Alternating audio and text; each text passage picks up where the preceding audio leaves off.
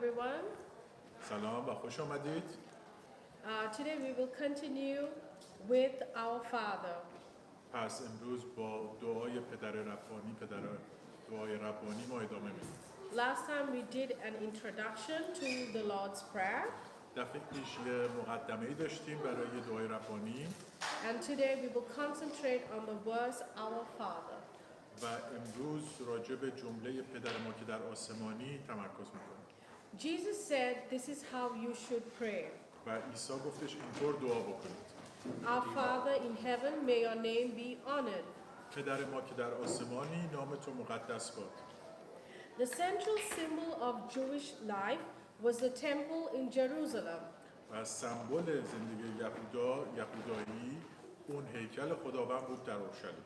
Jesus himself, he went with his followers to pray and celebrate in the temple. و عیسی با شاگردانش میرفتن به هیکل و جشن میگرفتن اونجا.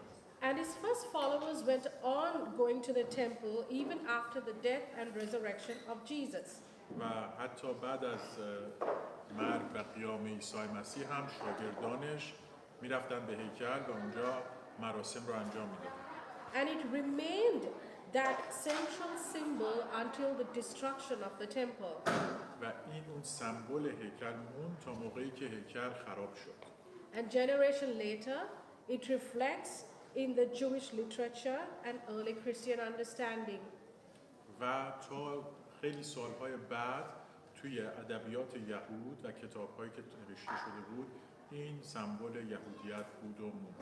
The idea of the living God, the God of heaven and earth, had decided to put his name.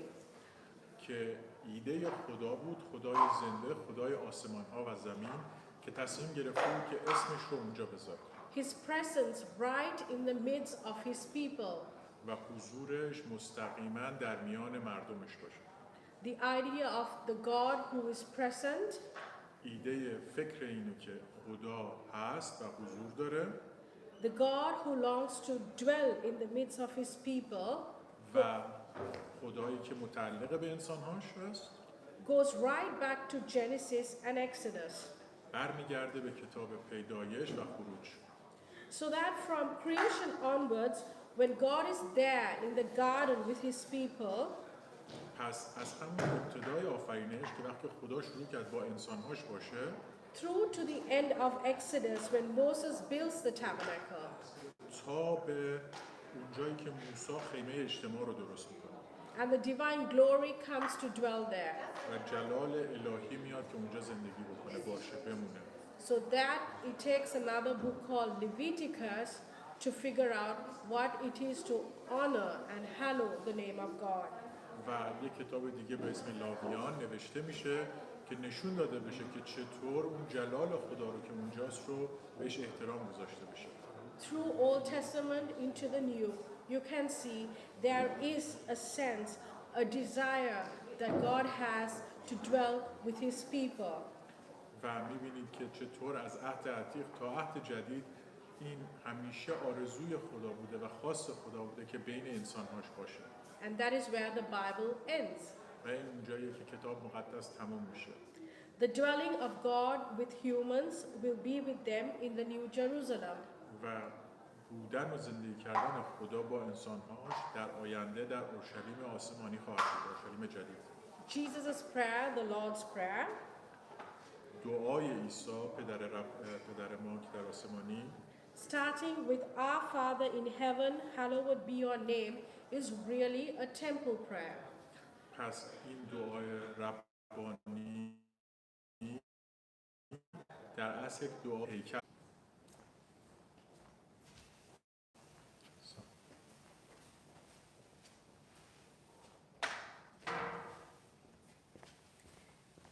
Jesus prayed to the one called Abba Father, but it is your prayer as well. عیسی دعا کرد گفت ای پدر، اما این دعای ما هم هست، دعای شما هم هست. The idea of Father is comparatively rare in the Old Testament.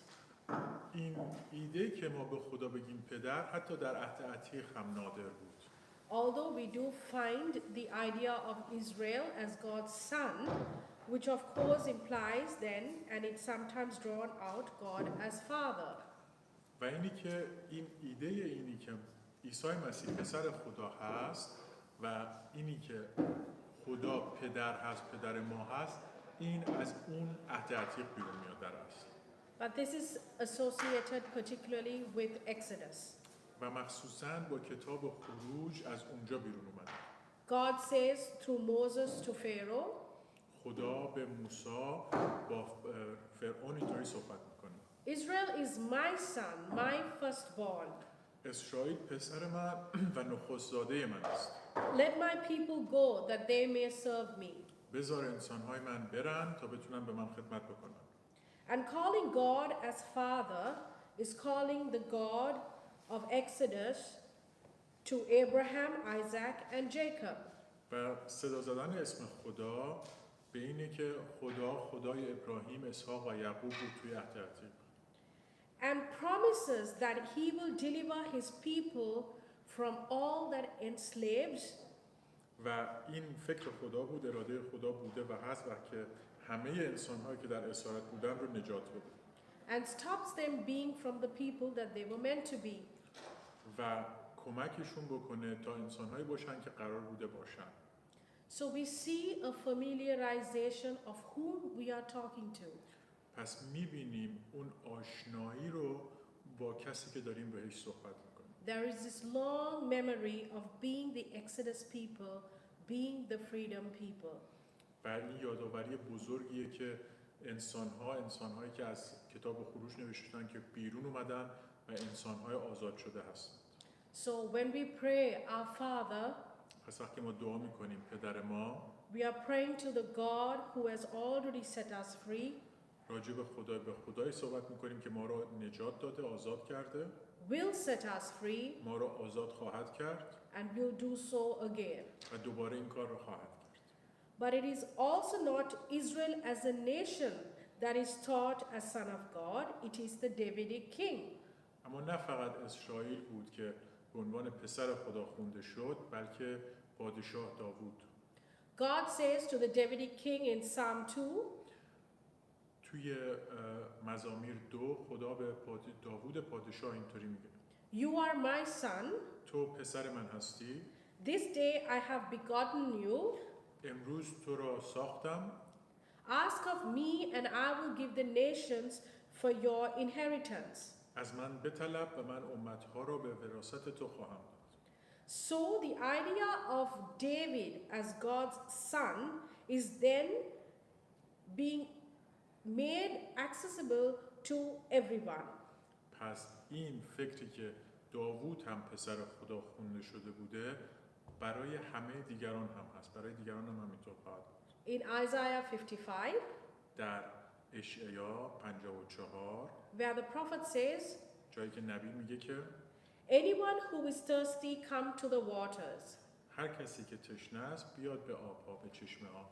I will make with you my covenant. I will make with you the covenant, my sure mercies for David. من عهدهای جاوید داوود را با شما خواهم بست. In other words, you too can share the Davidic promise. پس یعنی که شما هم میتونید اون وعده های داوود پادشاه رو داشته باشید. This comes powerfully through the New Testament. و این همینطوری هم به قدرت خودش در عهد جدید هم وارد میشه. Again and again, the people who follow Jesus, و همیشه آدم هایی که از مسیح پیروی میکردند، the people who belong to him, انسان هایی که متعلق به او هستند، the people who through baptism and faith as a part of his family, و انسان هایی که به وسیله ایمان و تعمید جزوی از خانواده او میشن، they too pray, Abba, Father, اونها هم دعا میکنن پدر ما، the way that Jesus prayed. همونطوری که عیسی دعا کرد. The familiar Aramaic phrase, Abba, Father, و این جمله آرامی آبا پدر becomes very specific places where Paul is talking about the intimacy of relationship with God. خیلی نکته جالبیه که حتی پولس هم راجع بهش صحبت میکنه، راجع به صمیمیتی که توی رابطه با پدر خواهیم داشت داریم. And the fact is, this relationship is based on God's powerful acts of liberation in history. و این کلمه پدر گفتن بناگذاری شده روی کارهای عظیمی که او در تاریخ انجام داده برای جی- انسان. Jesus' followers are the true messianic people. They are the true Exodus people. و انسان‌هایی که متعلق به مسیح هستند اینها انسان‌های خروج حقیقی هستند، انسان‌های حقیقی مسیحی هستند. And when we read in Revelation 21, وقتی توی مکاشفه 21 میخونیم God saying, که خدا میگه که anyone who comes and anyone who follows me, هر کسی که میاد و از من پیروی میکنه I will be his father, من پدر او خواهم بود and she will be my son, my daughter. و او فرزند من خواهد بود. But the point is exactly the same. ولی نکته همون نکته است. These are true Israel people. اینها اسرائیلی های حقیقی هستند.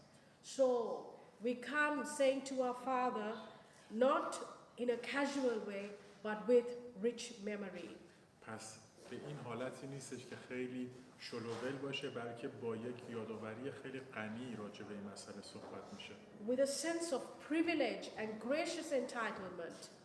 با یک احساس امتیاز و ارزش‌گذاری بزرگ. Not anything that we have earned.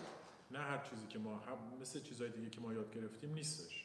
And we say our Father in heaven, not because heaven is a long way away, و ما میگیم پدر ما در آسمان، نه به خاطر اینکه آسمان یه جای خیلی دور از ماست، because heaven and earth were meant to overlap. چون که آسمون و زمین قرار بودش که در اصل اینها با هم در هماهنگی باشند. And that took place specifically for the Jews in the temple. و این مخصوصاً برای یهودی‌ها توی هیکل اتفاق می‌افتاد.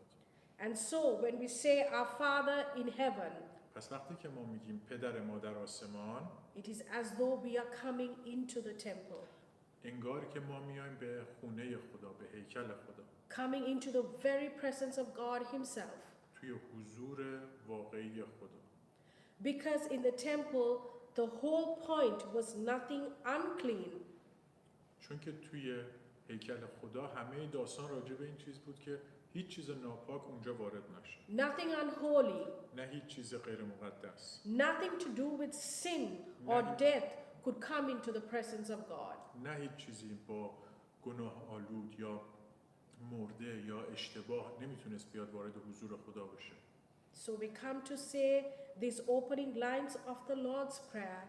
پس ما میایم راجع به این جمله آغازی دعای ربانی، Trusting that through what Jesus was doing, اعتماد به این چیزی که عیسی داشت انجام میداد، did do and has done, که انجام داد و انجام میده و انجام خواهد داد، we are extraordinarily allowed to come as free, forgiven sinners into the Father's presence. و ما اجازه داریم به عنوان پسران و فرزندان محبوب خدا که بخشیده شدن با جرأت بیایم در حضور خدا To call his presence, و توی حضور او اسم اون رو بخونیم to call his name و اسم اون رو صدا بزنیم as the ground plan for everything else به عنوان برنامه اصلی و بزرگ برای هر چیز دیگه that we may then want to talk to him about. که ما میخوایم راجع بهش با او صحبت بکنیم. God bless you. خدا شما رو برکت بده.